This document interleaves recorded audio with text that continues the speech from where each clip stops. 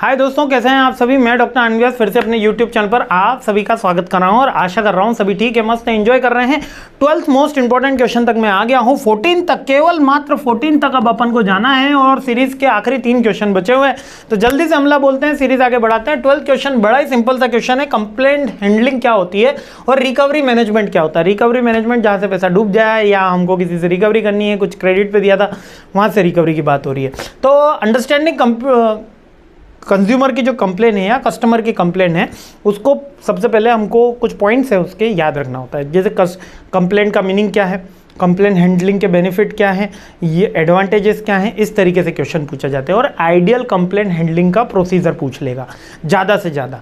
तो ठीक है, कस्टमर की कंप्लेंट करने से सब होती है, तो आपको रूट कॉज याद रखना है कि क्यों हुई, किस कारण से हुई, किसकी फॉल्ट थी और क्या कस्टमर की एक्सपेक्टेशन रही। और बेनिफिट होगा कंप्लेंट का बेनिफिट भी होता है। हमेशा याद रखना, अगर कस्टमर कंप्लेंट नहीं कर रहा तो आप कभी भी अपने प्रोडक्ट में इंप्रूवमेंट नहीं करेंगे, आप कभी भी इनोवेशन नहीं करेंगे, आप कभी भी सर्विस डिजाइन उसकी नहीं बढ़ाएंगे। और कंप्लेन अगर सॉल्व होती है तो कस्टमर का सेटिस्फेक्शन ज़्यादा बढ़ जाता है ना।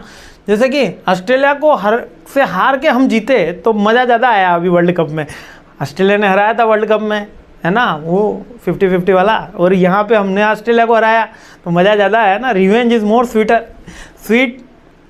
तो वहाँ पे तो ऑस्ट्रेलिया की विक्ट्री थी, हमारा स्वीटर हो गया।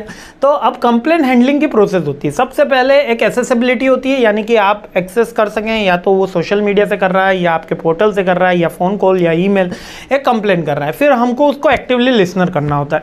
बहुत से स्टूडेंट्स मेरे को भी कंप्लेन करते हैं, सर ये हो गया, वो हो गया, ये हो गया, वो हो गया। सबसे बड़ी कंप्लेन तो मेरे साथ एक है, जो आप सबकी भी कंप्लेन है, मुझे पता है, वीडियो लेट देते हो।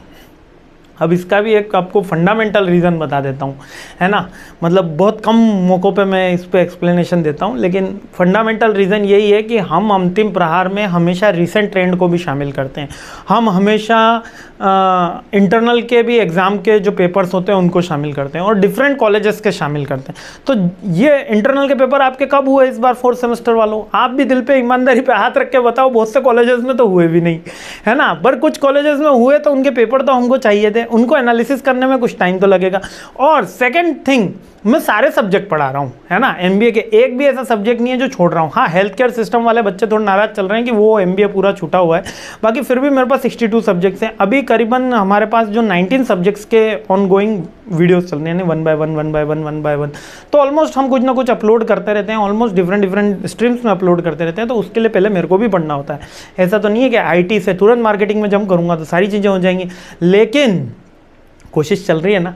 तो ये हम क्या है, एक्टिव लिसनर है, ऐसा मेरे को मानना जाता है। फिर भी कहीं गलती होती है तो मैं फिर भी माफ़ी मांगता हूँ, ठीक है। अब नेक्स्ट हो जाता है, आपको कंप्लेंट हैंडलिंग में प्रॉम्प्ट रिस्पॉन्स होना जरूरी है, यानी कि आपको तुरंत जवाब देना जरूरी है।